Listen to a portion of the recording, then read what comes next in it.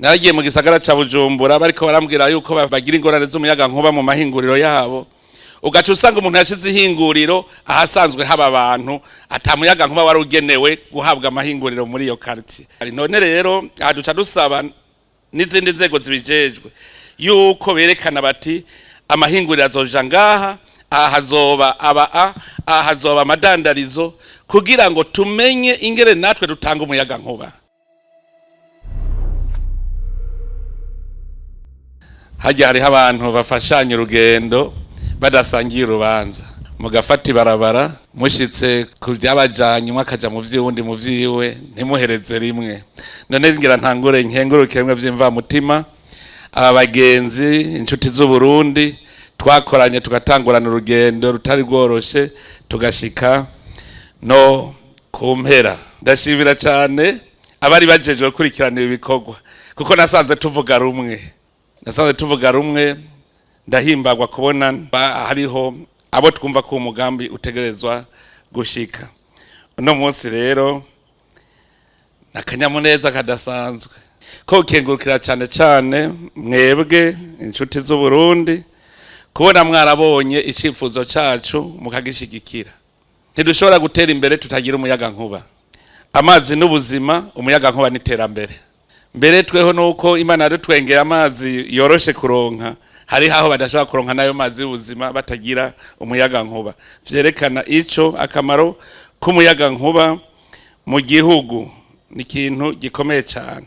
Ndabivuze kugira ngo mbwira abarundi ubu ko dutanguye wa mwaka twavuga tuti no mwaka wa mbere ugana igihugu giteye imbere. 2025 no mwaka w'ikimenyetso.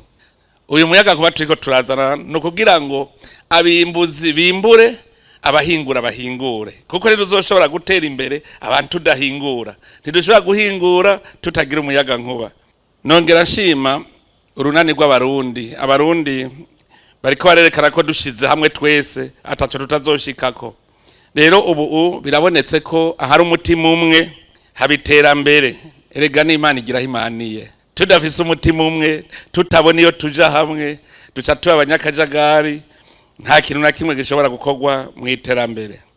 No mwaka w'umunyamwete, abanyamwete ndabasavye muve hasi iyo muva mukagera muri iki gihugu cyacu dutangure gukora. Ntagire ureka gukora ngo yabuze umuyaga nkuba. Ikintu umaze kubona gusa n'urutonde niko rubagora. Naragiye mu gisagara ca Bujumbura bariko barambwira yuko bagira ingorane z'umuyaga nkuba mu mahinguriro yabo, ugaca usanga umuntu yashize ihinguriro ahasanzwe haba abantu atamuyaga nkuba wari ugenewe guhabwa amahinguriro muri iyo quartier. None rero aduca dusaba n'izindi nzego zibijejwe yuko berekana bati amahinguriro azoja ngaha, aha hazoba amadandarizo kugira ngo tumenye ingere natwe dutanga umuyaga nkuba. Aya matara ntazosanzara mu mihana kujya mubaho musanzaye, mutangure kwiga kuduga kuba mu bigwati. Hari akamaro kanini gakomeye ko kuba hamwe. Iyo muba hamwe muca muronka amazi n'amatara.